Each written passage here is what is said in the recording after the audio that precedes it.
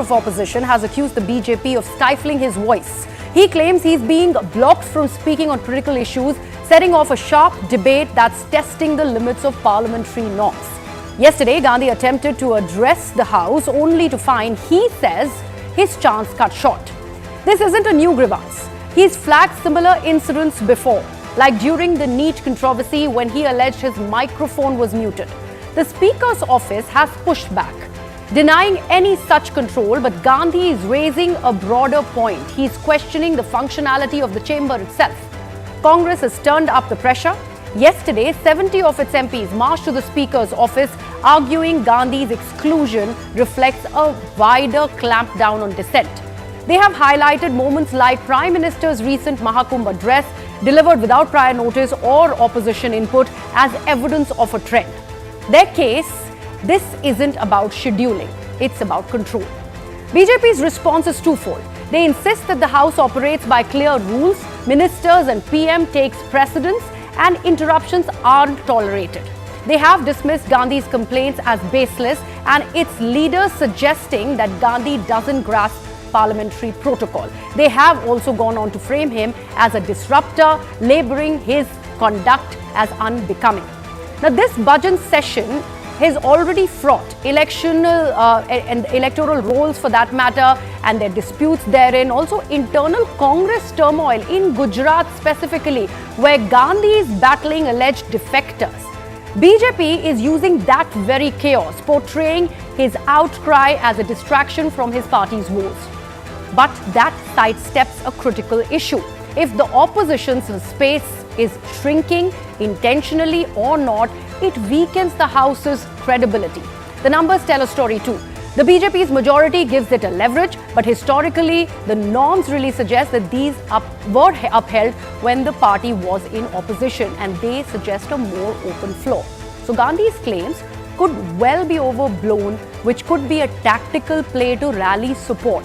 Yet the BJP's refusal to engage beyond rebuttals risks fueling the perception of a one-sided chamber. Now, a leader of opposition, sidelined, undermines debate, but constant disruption erodes order. So we are asking, is neither side fully addressing that tension, leaving the public with more heat than clarity? As this session rolls on, the question lingers, is this a hiccup or a sign of a deeper rot? Now, the leader of opposition, Rahul Gandhi, has consistently raised alarm over what he perceives as an ongoing campaign to stifle opposition voice in Parliament. Now, let's take it instance by instance with what has happened in this case. Let's take a look at what happened on December 2024, where BJP MP Pratap Chandra Sarangi accused Rahul Gandhi of pushing an MP. Gandhi hit back, claiming that BJP MPs were obstructing him outside the Parliament. Later, if we take a look at other instance, November 2024, he goes on to claim that the ruling party was preventing discussions on Dalit atrocities. There was more claim that were made by Rahul Gandhi. March 2023, he says that microphones in Parliament are often silenced. This is frequent muting of opposition's voices. That was the big claim that he made. Further going on and attacking the government, March 2023 itself, he says that MPs were warned against speaking out. He again goes on. January 2023, he says that, and he goes on to justify those street protests that he was a part of, citing suppression inside the Parliament. Let's now turn the spotlight on Rahul Gandhi's tenure as leader of opposition in the Lok Sabha. So Gandhi stepped into the LOP post after a decade without one for the Congress party, riding the party's 99-seat haul in 2024 elections. His job was to hold government's feet to the fire. So how's he stacking up? In debates, he's clocked 7 appearances. That is where it stands. But the national average is at 9.2. So not a slouch, but not setting the chamber ablaze either. Later, if we take a look at questions, the number of questions that Rahul Gandhi as the leader of opposition has ended up asking is 10 so far. It is a critical tool, remember, for any opposition leader to probe the centre. Issues like unemployment, electoral rolls have been in his crosshairs. Yet the national average sits at 38. That's a gap wide enough to raise eyebrows. Is he really punching hard enough? or is the BJP's majority drowning him out? The Speaker's gavel also hasn't exactly been his ally, with Gandhi repeatedly claiming he's muzzled. Let's now take a look at Private Members' Bill. Legislation MPs can pitch outside the government's agenda. Gandhi stands at 0. But the national average is also a measly 0.1. But for a leader vowing to shake things up, it's a blank slate that stands out. Is he banking on speeches over substance or just playing the long game? So we're asking, amid the drama, disorder, decorum, is there really no level playing field in the Sansad?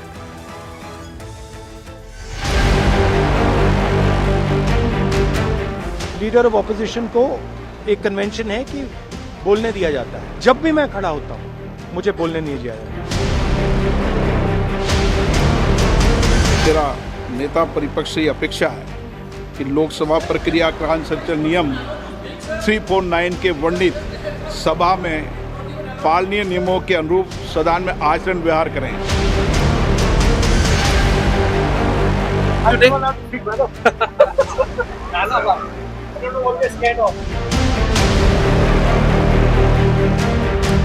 We met the Honorable Speaker and we expressed our pain, and Honorable Speaker was not having a convincing answer to us.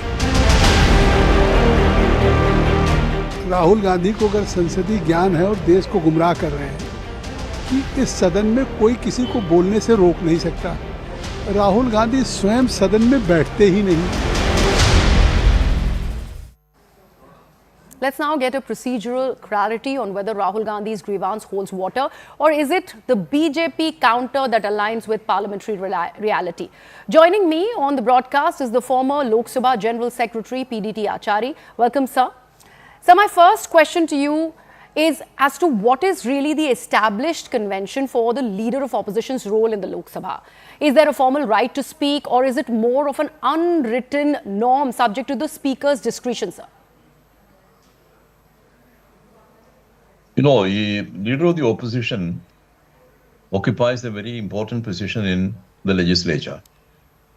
On one side, you have the leader of the house, who happens to be the prime minister in parliament and chief minister in the state. And on this side, on the opposition side, it is the leader of the opposition. He is called a prime minister in waiting. That means whenever there is a fall of the government, then naturally, the head of the state will invite the leader of the opposition to form an alternative government. So, leader of the opposition is in such occupies such a position. And so far as his chance of getting time to speak in the House is concerned, leader of the opposition gets priority in the matter of debate in the House. Which means he will be called first. If he wants to speak on a particular issue, he will be called first. And if a debate goes on, and if the leader of the opposition wants to intervene, either he wants to ask a question or seek a clarification or something, Okay. then the speaker will allow him. And so this is the convention. So the speaker's role is pivotal here, sir. That's what you're mentioning. But how much power do they really have to shape who speaks and when? Are there really checks in place to ensure that power isn't really tilted towards just the ruling party? See, the speaker controls the House. He controls the proceedings of the House. A speaker, normally the practice that is being followed in Parliament and also in the assemblies is that when a subject is debated in the House, the list of speakers will be given by the political parties. Time is allotted to each political party on the basis of its strength in the House. And so each political party will submit a list to the speaker containing the list of speakers from that party. That is the normal practice. But so far as leader of the opposition is concerned, he will be called first on any subject or any debate if he wants to speak, he will be called first. Okay. Whether his name has been given or not, he will be called first if he wants to speak, and if he expresses his intention to speak, then the speaker will call him. So, primarily, let's look at the Congress's charge here, sir.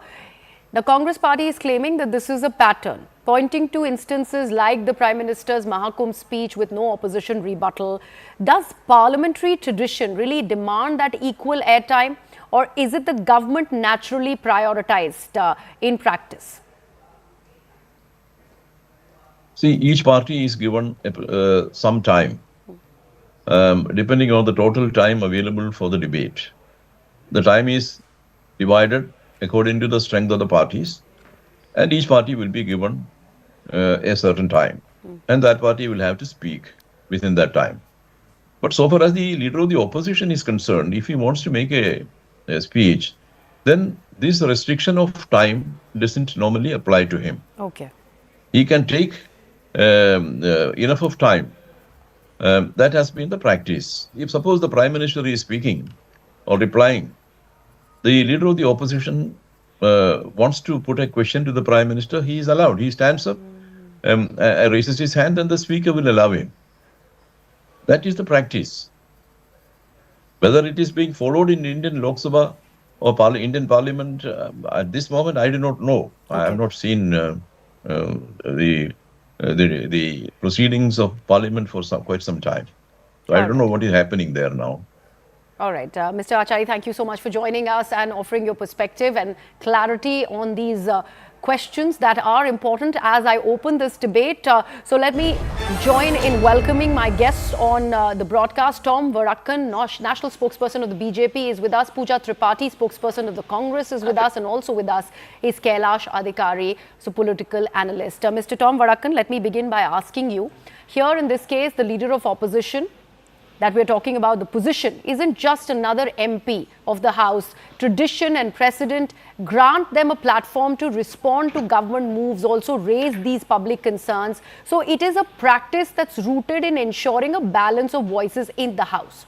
Opposition, in turn, the Congress party now is claiming that there is no balance. Your response, please, sir. Well, the fact of the matter is, whenever he has asked for time, we have allotted him. But the point here is, Rahul Gandhi's protests in Parliament is more of heckling. Okay. It's unfortunate that he has not, after having been a member of Parliament for so many years, learned the decorum of being a parliamentarian. Today, yes, the current incident is when a member of his own party was speaking. There is a convention when you enter the house, you bow before the speaker. He goes around touching the cheek of his sister. This is not his drawing room. Sister, wife, uncle, aunt, they're all parliament members. They have to be treated by a particular decorum. You can't come and wink. You can't, these are not drawing room activities.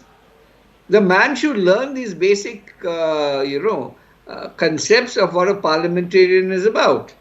Now, let me get back to you on his respect for Parliament. You remember the ordinance he tore? You remember what was in the ordinance? It was passed by the Parliament of India. This is the respect he has for Parliament. And this kind of attitude takes a reason for us to suspect that this man does not deserve the LOP. He is competing at every time to show himself, to grab headlines. He goes outside and speaks something which has not happened in the House. Now, for example, I'll give you another. On the new army recruitment, he said that the army chief was not informed about the new recruitment process. And we today have on record the army chief of that time saying this was discussed, we all knew about it, this is something not new. Why is this LOP going out and creating a situation creating a situation where the military morale can be disturbed. I question this. I request all our audience today to understand this gentleman has not matured out to be a parliamentarian yet. How many questions has he raised about his parliamentary constituency? Out of, I think the figure is about 10, while the national average is about 38. Yes, we were just talking about it, Mr. Varakan, at the beginning of it. But these questions that you've raised, let me actually get in Pooja to respond to all of these claims. Pooja, disruptor, disorderly, vague, heckler, all of these charges for the leader of opposition in the Lok Sabha. Your response, ma'am. I think it's when we talk about heckler or disruptor, I think leader of opposition, Mr. Achari, just before when you opened the debate, you were asking questions to Mr. Achari, and he went on to say that leader of opposition is the shadow prime minister with a shadow cabinet. In the rule book of Indian Parliament, it's written that he's expected to make a statement prior to or as a response to whenever Prime Minister speaks in the House. So when Rahul Gandhi asked, he has been just sitting down. He wanted to make a statement on the law and order situation in Manipur. It was turned down. He wanted to make a statement on Kumbh, preceding the Prime Minister of the House speaking on it. He was not allowed. And when you say heckler, we have seen this lies of Mr. Sarangi when he started off from a bandage and it became a whole mummy.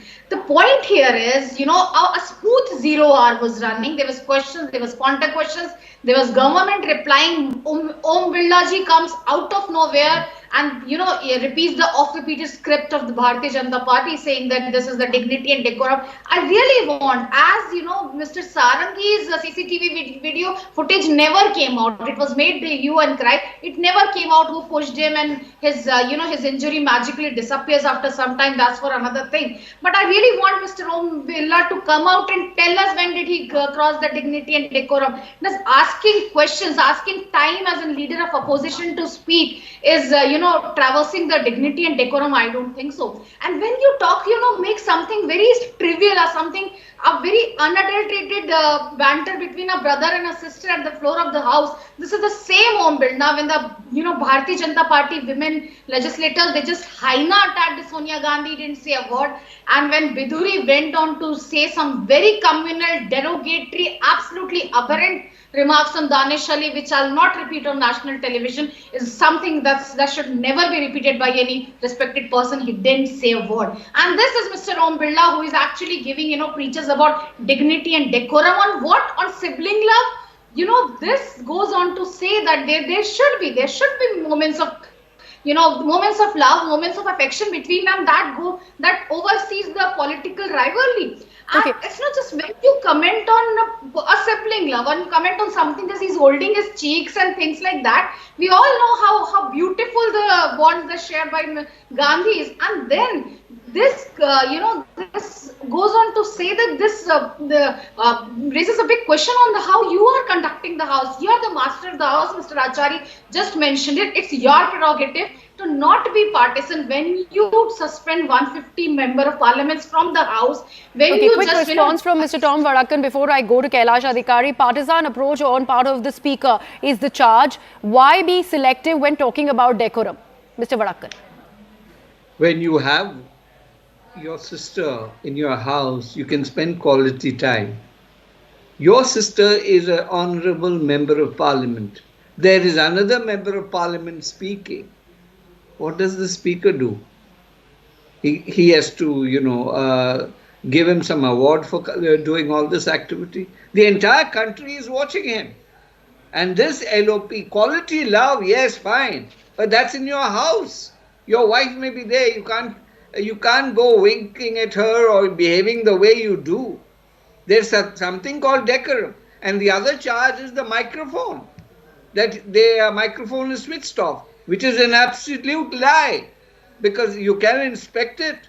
There is no switch on and switch off. Why is this man making whole stories after stories, unreliable, that he's actually cooking his own goose? He wants to be in the media. He wants to grab headlines. He wants to project himself as the opposition leader and the only face that can save this country. They talk about shadow prime minister. Which, I mean, what kind of dreams are they in? It may be some convention, but it is nothing in the constitution which says the leader of the opposition should. It is the decision of the president of which party has the numbers. So what Mr. Acharya says is a conventional wisdom which he has picked up over a period of time. But the reality is, it is all about numbers. If you have the number, you can dream to be a prime minister. Okay, before I go to Mr. Adhikari, we have a quick piece of breaking news that I'd also like to put out for our viewers, and this is on part of a statement by the Bharatiya Janata Party where they are claiming that Rahul Gandhi has been found guilty of unruly conduct many times inside the parliament, while members of the house are expected to maintain high standards of decorum and decency. A direct charge yet again against Rahul Gandhi, the leader of opposition in the Lok Sabha, by the Bharatiya Janata Party, claiming that he's been found guilty of not maintaining that decorum that is required of a member of parliament.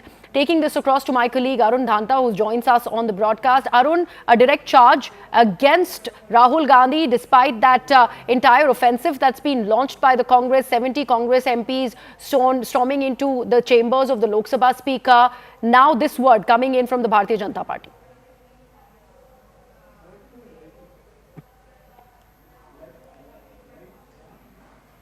Arun, are you there?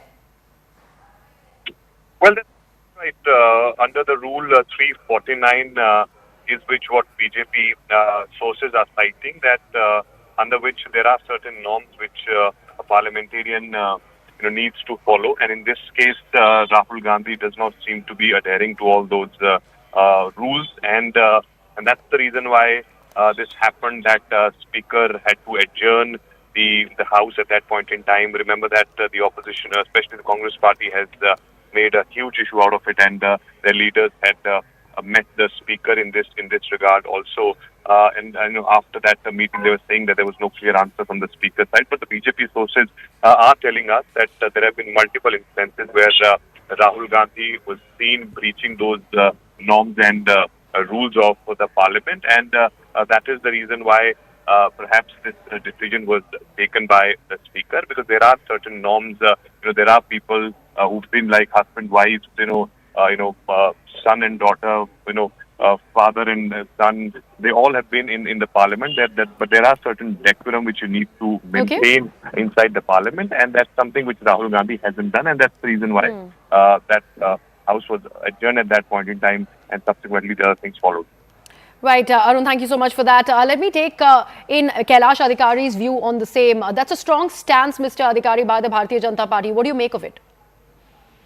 It's absolutely a right stand. A leader of opposition, every parliamentarian has certain duties inside the well of the house and also outside in front of the society. But a leader of opposition is a very important and a serious post. As rightly said by Mr. Tom Vadakan, and also as pointed out by the Honorable Speaker of the Lok Sabha inside the House, that this Parliament has seen many relations coming together, whether it's husband and wife or brother and sister, but there are certain conduct that you have to adhere to. And also, if you remember, there was once when Mr. Rahul Gandhi had crossed the well of the House, and he had, I think he had advanced a hug to the Honorable Prime Minister when the Honorable Prime Minister was not even expecting it, and then he was further questioned on his act. So whatever feelings or whatever actions, it is very important for every parliamentarian, and that too for the leader of opposition who assumes such an important post, that how one should behave within the well of the Parliament is absolutely necessary. And if the issue here at hand for the opposition is that not about giving time. It is about the fact that all their rebuttals or all their alleged rebuttals that they are trying to do, do not stand on merit. When your voice or whatever point that you want to make do not stand on merit, then you try and beat around the bush like this when actually the substance is not there. Okay. Mr. Vadakan, while you were responding to Pooja Tripaঠি's charge, there was a point that she also made. When we're talking about decorum, why be selective? Why not rein in on MPs, unruly MPs like Mr. Biduri? There was an example that was given by the Congress spokesperson. What about that? The party has taken action against Biduri. He has been given notices about it, and action has been followed. That has been done internally. But let me tell you something about Sarangi. There was a mention. Yes. Nobody hit Sarangi, but an ambulance had to carry the poor man to the hospital. I know the reports emanating from RML. You think it was all a bogus issue? Here's a senior citizen, and he's been pushed around like what have you, and he falls down. Okay, He's Pooja suffers Tripathi, from would you blood like to pressure. respond to that? And this has been the common claim that even if Rahul Gandhi is trying to go ahead and question, let's say, the government, there is no support that he's sort of getting from his allies. One, and if the tables were turned in the UPA era, the same parliamentary norms and procedures were well used by the BJP while it was in the opposition. The Congress has not been able to do that. There you said it, Greya, I remember late Mr. Arun Jaitley and Sushma Swaraj saying that dissent is the form of a democracy in itself. Not allowing parliament to function is a form of an opposition's biggest protest. So when, opposition wants answers on Manipur, when opposition wants answers from, visuals, horrific visuals coming out of two women being paraded naked in Manipur, 2 years it's been burning. Prime Minister has not visited, the Home Minister has not visited. Om Birla ji goes on to go and to suspend the Parliament, and that's where he wanted to make a statement on the Kumbh stampede. Prime Minister gave an hour-long speech on Kumbh, congratulating and everything. It was a national festival, congratulating and everything. We all are proud of our culture roots, but you should have given a 2-minute silence to the people deceased on the stampede on Moni Amavasya on New Delhi railway station. Nothing. And that's where LOP comes in. That's where when LOP wanted to make a point, that's where when you don't allow LOP, that's where the people's voices are muzzled. When I say that it's not just convention that he's a shadow prime minister, he is a leader of opposition. He's an undisputed leader of opposition. And yet there is no cohesion. There is no cohesion on part of other members of the opposition or the India bloc. There is no unity. There is unity when it comes to issues of Manipur, when it comes to issues of DMK raising the 3-language policy. Everywhere you see the parliamentarians opposition, because they aren't allowed to speak, and they are given notices of suspension, which has been turned down by the speaker. Okay. Just now, Tom Vadakkanji said that party took a notice and he sent notice to Biduri. Why didn't speaker said something as derogatory as Katua Badua went on to say, and he didn't say a word? Why didn't speaker suspend the Bharatiya Janata Party BNM MPs? Okay, Mr. Tom Vadakkan wants to make a quick point. While you're at it, Mr. Vadakkan, I'd really like to understand from you, why go after Rahul Gandhi? Is this not also the BJP emboldening him and also positioning him as a defiant leader? That is also, in fact, benefiting Rahul Gandhi and the Congress party there. 2-3 things I need to clarify. Here was the Congress spokesperson saying that the Home Minister did not visit Manipur. It's actually incorrect. That the Home Minister did visit Manipur. Discussions in Manipur were held while the opposition benches under the leadership of Rahul Gandhi was empty. The Prime Minister spoke on it. Steps were taken. When a consensus had to emerge, Rahul Gandhi was challenging the issue. And what did the Congress party do when the situation in Northeast went out of control? They used the Air Force to bomb the area. They did not bring anybody for discussion. This is a fact of the matter. This is the way they handle it. If they have a problem, they go and bomb the area. We took our time. We gave a long rope. There were issues But of Mr. drugs. Vadakkan, I'm asking you, does the government really feel pressurized because from what is happening from the opposition side, especially spearheaded by Rahul Gandhi, the leader of opposition, is there pressure that the BJP is feeling? And with that pressure, the government is on the defensive. At least that is what it feels, at least appears to be on many occasions. We are under no pressure. Okay. The last person on earth we have under pressure is not Rahul Gandhi. All right. Let that be very candid. One more thing. I need to tell you this much. He is grabbing the position of other opposition leaders, whether it is Mamta ji or the young man from Lucknow or DMK. He is trying to get the grab the headlines from them. So Okay. it's a war I wish the within. Congress could have answered that, and also the opposition, because on many occasions, like I posed that question to the member of the Congress party, that cohesion really and the unity really is missing. Let's see what happens as far as this big charge by the Congress is concerned. I'd like to thank all my guests for joining me on the Plain Speak on debate number 1. We're going to a very, very short break as the showdown now over the Waqf Bill continues. On the other side, we take a look at Tamil Nadu Chief Minister MK Stalin, who's now moved a motion against the proposed Waqf Bill inside the Parliament. Let's, in fact, take a look at that on the other side.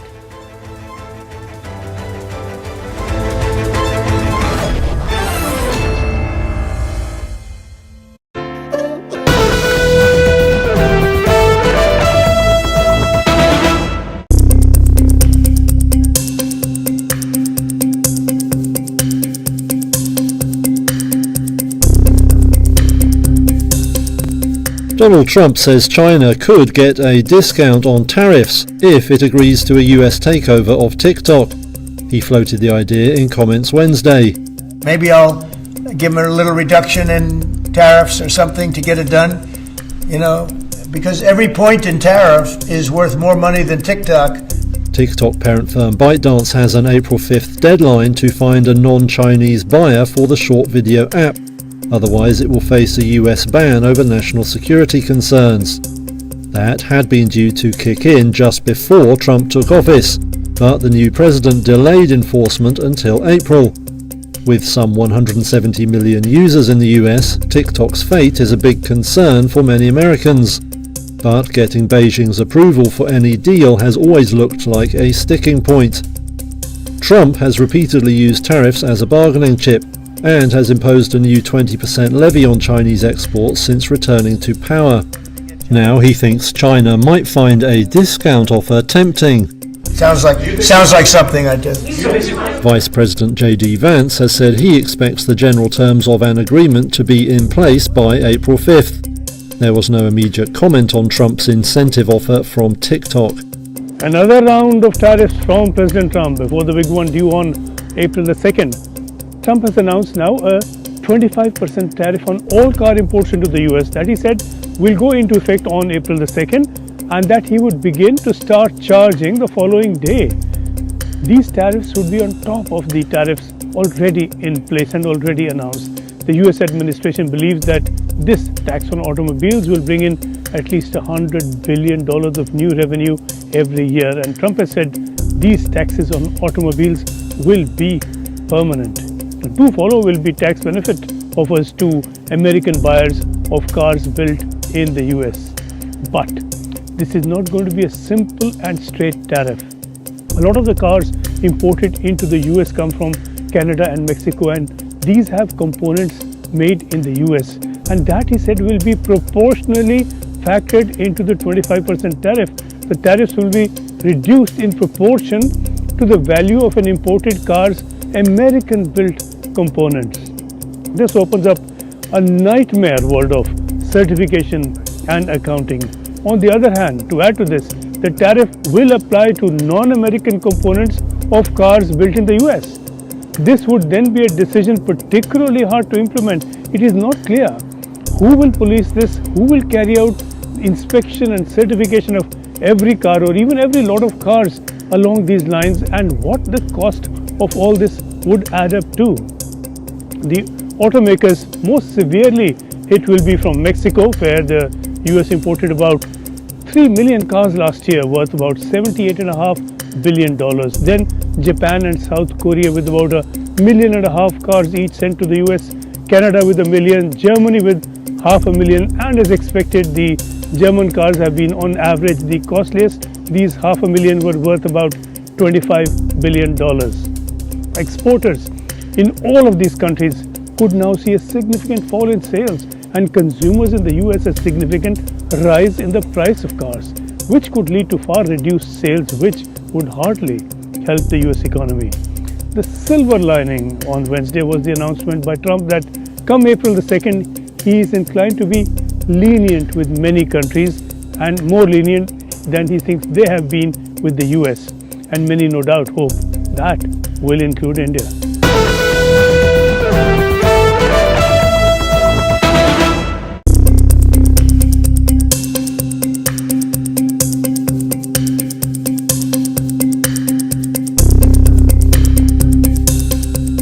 Donald Trump says China could get a discount on tariffs if it agrees to a US takeover of TikTok.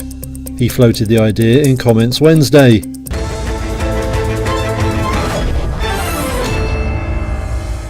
Welcome back. You're watching Plain Speak with me, Griha. We're getting some more breaking news on the broadcast. We are learning that Home Minister Amit Shah has now gone on to attack the West Bengal Chief Minister Mamata Banerjee. He goes on to say that the sole reason why fencing of 50 kilometers could not take place was purely because of appeasement policies of the Bengal Chief Minister. The one who is providing them illegal Aadhaar cards is the Bengal government. Illegal migrants could enter Assam, but during the Congress rule, that could happen. Now, during our rule, that has been encountered aggressively. So that is a very, very strong stance that has been taken by the Union Home Minister. Let's listen in. पर जहां fencing लगाने जाते हैं, सत्ताधारी party का cadre आकर हुड़दंग करता है, धार्मिक नारे लगाता है। और मान्यवर, मैं कहना चाहता हूं कि ये 450 किलोमीटर फेंसिंग रुकी है तो केवल और केवल बंगाल सरकार की दया की दृष्टि घुसपैठियों के पर जो है, इसके कारण। और Let me take this across to my colleague Payal Mehta, who's now with us on the broadcast. Payal, that's a very, very strong statement by the Home Minister. Are we expecting any response by the West Bengal Chief Minister now? We can expect a response most certainly, because it was an attack in no uncertain words. The Home Minister clearly saying that I made a mention about this to Mamata Banerjee a number of occasions. The Home Secretary reached out to the, the officials in the government of West Bengal, but nothing was really done, because this is her, vote bank. This is something that she actually appeases in a manner. Daya ki drishti rehti hai is what he said. And, to all those people who are actually asking the center as to why are the ones they are the ones who are deciding on who to stop and who not to stop, is that of course it is the onus of the government to decide who to stop and who not to stop, because they've been brought to power, and security of the country is their responsibility. So, multi-pronged attack, of the Home Minister, both on the Bengal government, alleging them of providing, illegal Aadhaar cards to the to those vote bank that they want to appease. And of course, on the Congress party saying that during their regime, illegal migrancy was a rampant nation in Assam. But now with the BJP government being there in Assam, that is at least brought to some control. That's what the Home Minister really said. Hitting out at all three opposition parties, DMK, and questioning them on, why they did not raise the issue of Tamil refugees in the past as well. Right, Payal. Thank you so much for that. Let's now dig into a head-scratcher from Tamil Nadu's political arena. The Waqf Amendment Bill 2024 has sparked a fierce showdown, and in a surprising twist, a fierce rival to the ruling DMK in Tamil Nadu has thrown its weight behind Chief Minister MK Stalin's resolution against the bill. Today, Stalin took the floor in Tamil Nadu Assembly, moving a resolution that brands the Waqf Bill a direct threat to Muslim rights and the Waqf Board's autonomy. He argued the BJP-led centre's amendments, pitched as reforms with digitization and audits, actually aim to erode a system tied to Islamic law, potentially paving the way for government overreach into religious properties. The Assembly passed it unanimously, but not without drama. The BJP staged a walkout, rejecting the move outrightly. Enter the AIADMK. Historically, these two Dravidian giants, DMK and the AIADMK, have been at each other's throats, trading power, barbs, and for decades now. Yet, on this, the AIADMK backed Stalin's call to scrap the bill. So why this unity? It's not as simple as a handshake. Because just days ago, AIADMK Chief K. Palaniswamy met with Union Home Minister Amit Shah in the national capital, fueling a buzz of a possible BJP tie-up for 2026. So what's driving this? Now, let's take a look at the Joint Parliamentary Committee, or the JPC, that was tasked with dissecting this particular bill that has been proposed, and that has been really a battleground in itself. 14 opposition MPs squared off against the ruling bloc across 38 meetings, clocking 101 hours of heated debate over 5 months. They have heard from 250 delegations, think Waqf boards, state officials, Muslim groups, and sifted through a staggering 1.5 crore public representations. That's a deluge of voices, yet consensus nowhere in sight. And now, with these latest developments from Tamil Nadu, we are drawn to asking, as the DMK and AIADMK unite against Waqf Bill, is this a principled stand or mere political strategy?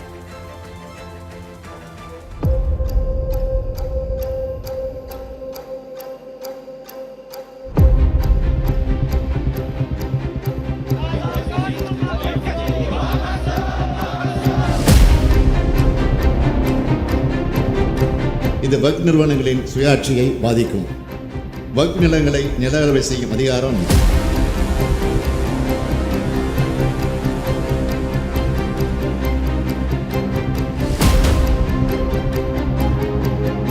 वक्फ बहाना है, दंगे लगाना है, माहौल बिगाड़ना है, vote bank की दुकान सजाना है।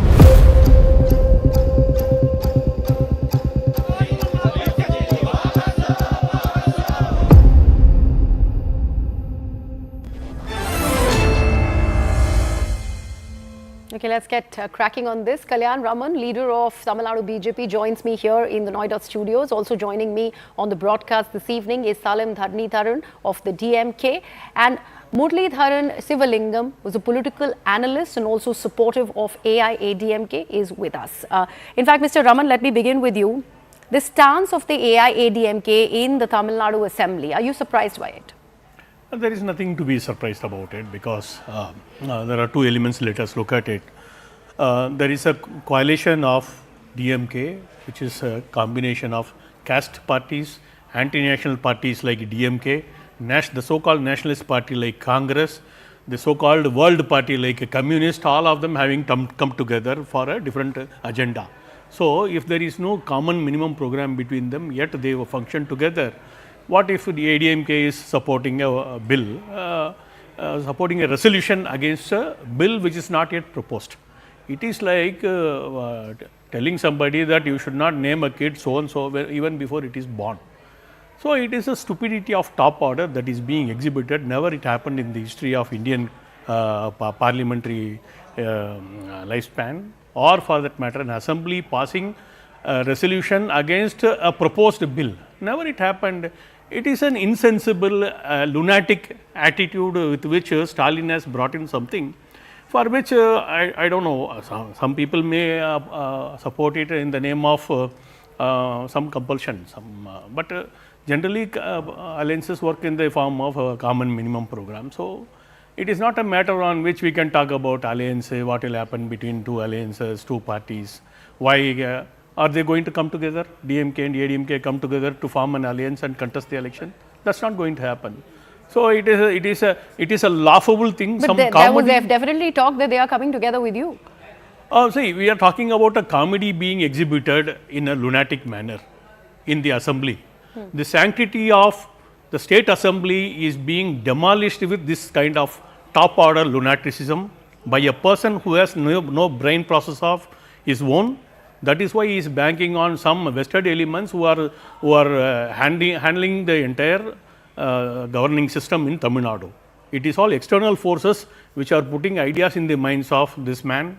Every day in and out he is throwing something new like delimitation, what has never happened. Now newly the so-called resolution against the Waqf Bill. It is all basically nonsense, if I may say so. Okay. Mr. Salim Dharnitharan, would you like to respond? The first point that Mr. Raman has made is about so many parties in coalition with the DMK to please each and every one is problematic, and that's why we see these discrepancies in decision making by the party high command, especially by the state chief minister, and this resolution is in that same order. Ma'am, this is baffling that because God has given mouth, one can say whatever one wants to say.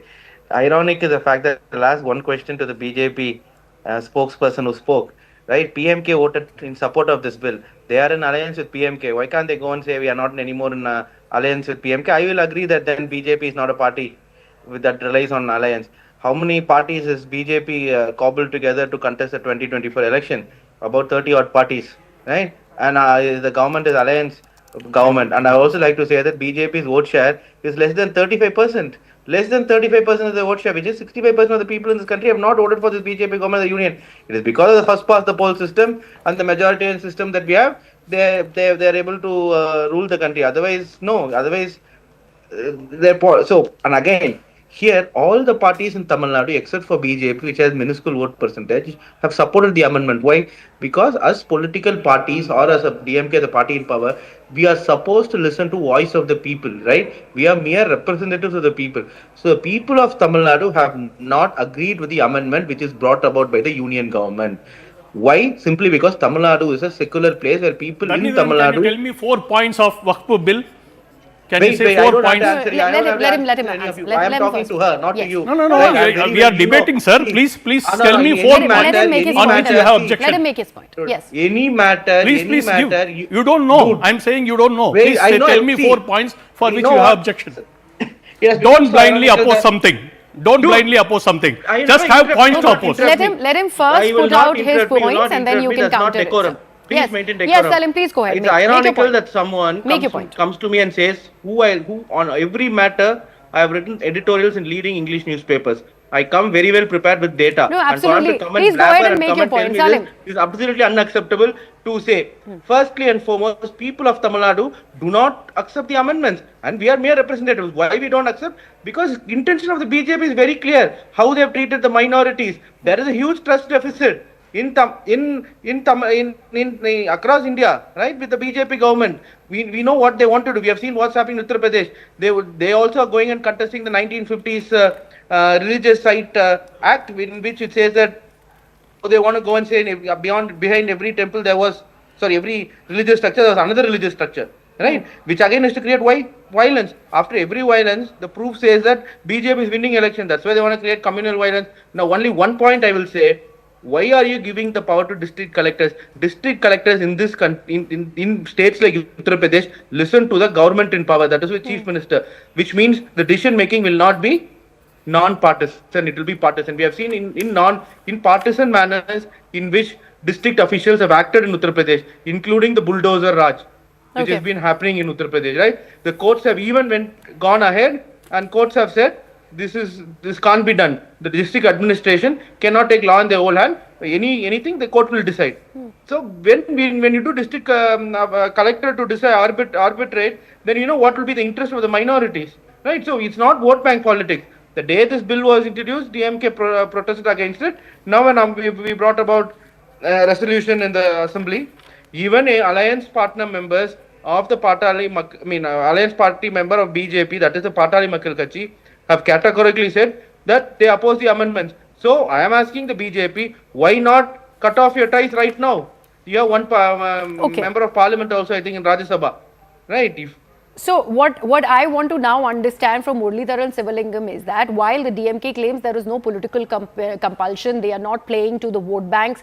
What is it that in fact got the AIADMK aligned with the view of the DMK on this particular thing, especially after that big meeting that EPS had in the national capital? What do you think has happened here, Mr. Sivalingam?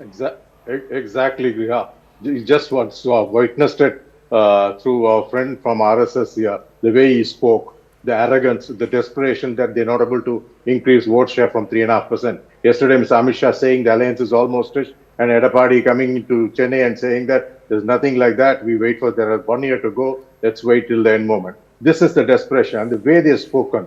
You know, the arrogance of BJP. He has actually thrown the votes of 2026 through the window.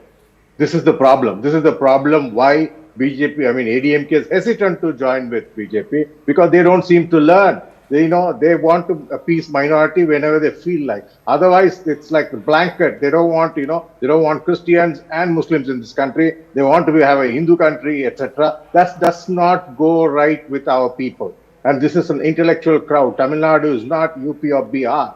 It's a very highly prospered state with people, at least 90% of the people speak English here. So there's a problem. There is a disconnect. First of all, Mr. Sivalingam, you're essentially saying that the talks have they have gone kaput, and that's why this particular stance by the AIADMK, because there was a huge amount of conjecture that there is going to be a possible 2026 alliance between the AIADMK and the BJP. What happens to that now? The General Secretary has made it very clear there is nothing right now. He only went and met the Home Minister to convey certain things, so like probably a law and order situation in Tamil Nadu, etc., to him. Isn't that very vague, and when it sir? comes to no, it's not vague. When it comes to Waqf Bill, see, DMK, there's something like 20% almost minority vote share. Now, if you're going to antagonize the minority, that's the reason why we lost last time. They should know by now. When we had an alliance, I mean the BJP and ADMK had an alliance with BJP, what happened in the last election? That 20% completely went to DMK. If the ADMK wouldn't have had that alliance with BJP, that 20% would have got divided 10%. The difference between DMK and ADMK were only 4% in the elections. We would have swept the elections. 50-50 would have been the score. Okay. The ADMK lost it because of BJP, and BJP is not learning. That's the problem. They have hyped up a leader called Mr. Annamalai as larger than life figure. They don't have 20 candidates to contest in Tamil Nadu. Forget 234. They don't have 20 candidates. That's the problem. And they don't have booth level workers. There are 6,900 booths in Tamil Nadu. You need 5 people per booth to man them. 3.5 lakh workers you need. BJP doesn't have that. Okay. So what are they talking? Where's the arrogance coming from? Okay. That's the Mr. point Raman, we need to ask them. Calling out on arrogance, that is what, a member of, a political analyst who's supportive of the AIADMK is doing. Interestingly, the AIADMK chooses to refrain from attending any of these debates. What really is going on here? From what the common sentiment is that the BJP doesn't understand the pulse of the people in Tamil Nadu, and hence making inroads for the party is completely off the table. And now you have the resolution against the Waqf Bill that has been passed unanimously, by the way, in Tamil Nadu Assembly. First of all, where is the necessity to pass a resolution against a bill which is still not on the card? Which is still at the proposal stage. So it is essentially senseless, number one. Number two, Dharnidharan was talking about the collector's role in Uttar Pradesh. What collectors in Tamil Nadu are doing are just selling araks. Nothing more, nothing less. This is the reality of Tamil Nadu. What are we talking about? And Murli Dharnidharan did not have a single point to convey. He was simply talking about Uttar Pradesh and the collectors having a role to play in the Waqf Bill. Please go through the bill. If you have written articles as you claim in front of so many newspapers, please read out some of the points. You still had time to get the points from your party. In the meantime, before I could speak, you will not be able to speak. I know that. I can remain silent for at least 5 more minutes. You will not be able to give one proper reason as to why you are opposed to. All that is happening in Tamil Nadu is that they are trying to create some ghost out of delimitation, the current resolution against Waqf Bill, and they will find 3-4 more items because the government is failing so badly on law and order front. It is a drug mafia government that is being run by Stalin.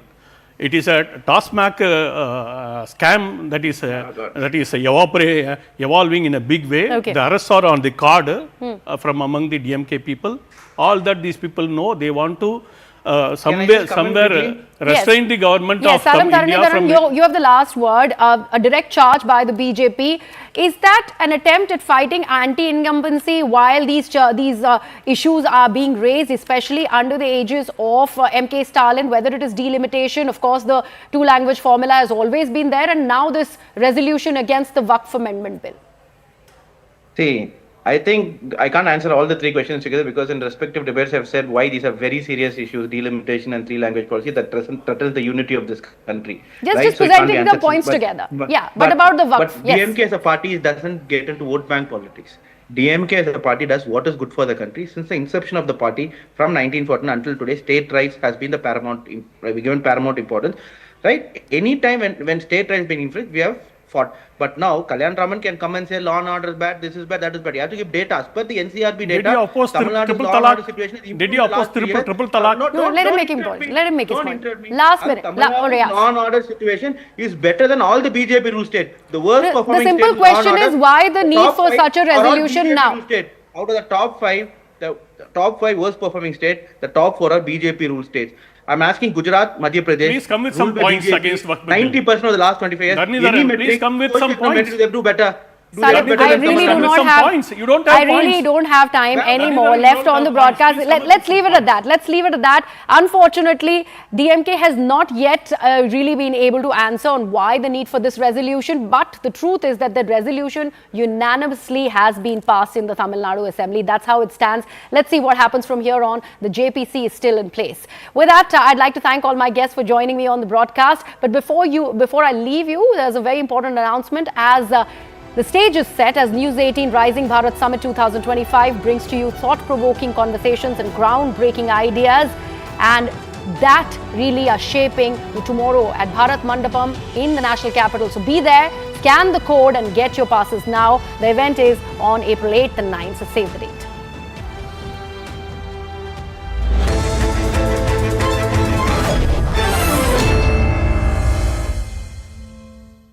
Brought to you by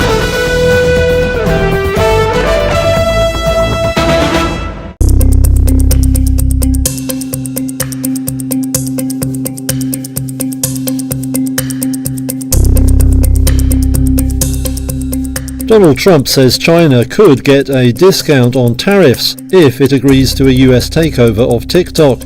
He floated the idea in comments Wednesday. Maybe I'll give them a little reduction in tariffs or something to get it done, because every point in tariff is worth more money than TikTok. TikTok parent firm ByteDance has an April 5th deadline to find a non-Chinese buyer for the short video app. Otherwise, it will face a US ban over national security concerns. That had been due to kick in just before Trump took office, but the new president delayed enforcement until April.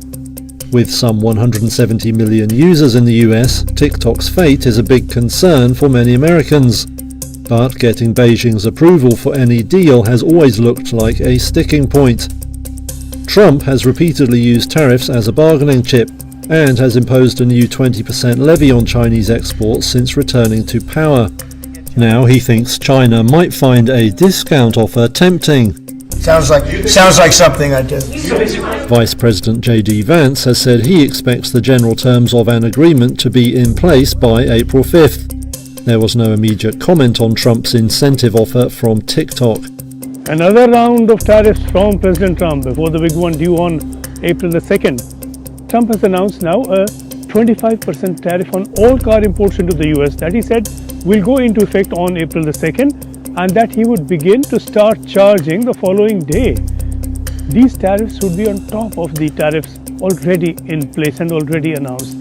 The US administration believes that this tax on automobiles will bring in at least $100 billion of new revenue every year, and Trump has said these taxes on automobiles will be permanent. To follow will be tax benefit offers to American buyers of cars built in the US. But this is not going to be a simple and straight tariff. A lot of the cars imported into the US come from Canada and Mexico, and these have components made in the US. And that, he said, will be proportionally factored into the 25% tariff. The tariffs will be reduced in proportion to the value of an imported car's American-built components. This opens up a nightmare world of certification and accounting. On the other hand, to add to this, the tariff will apply to non-American components of cars built in the US. This would then be a decision particularly hard to implement. It is not clear who will police this, who will carry out inspection and certification of every car or even every lot of cars along these lines, and what the cost of all this would add up to. The automakers most severely hit will be from Mexico, where the US imported about 3 million cars last year, worth about $78.5 billion. Then Japan and South Korea with about 1.5 million cars each sent to the US, Canada with 1 million, Germany with 500,000, and as expected, the German cars have been on average the costliest. These 500,000 were worth about $25 billion. Exporters in all of these countries could now see a significant fall in sales, and consumers in the US a significant rise in the price of cars, which could lead to far reduced sales, which would hardly help the US economy. The silver lining on Wednesday was the announcement by Trump that come April the 2nd, he is inclined to be lenient with many countries and more lenient than he thinks they have been with the US. And many no doubt hope that will include India.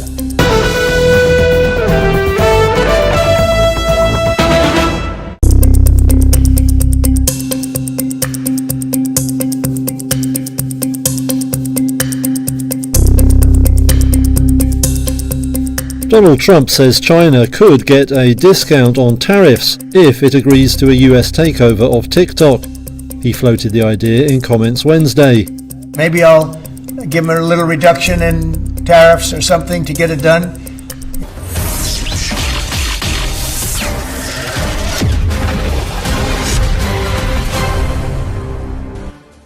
Good evening, you're watching The Right Stand with me, Poonam Burde. DMK and the centre have been locked in a bitter battle over several issues, and now the Dravidian party has opened a new front. Tamil Nadu today passed a resolution against the union government's proposed amendments to the Waqf Act. Chief Minister MK Stalin called this bill a direct threat to the rights of minorities and the powers of Waqf boards across the country. The resolution claimed that this new bill will weaken state Waqf boards, it will interfere in the administration of Waqf properties, and eventually the minority community will be at the receiving end. It's an attack on constitutional rights of minorities and their institutions, alleged the DMK, and they were not alone in that opposition. Surprisingly, as far as Tamil Nadu is concerned, even the AIADMK is backing this resolution. Why that's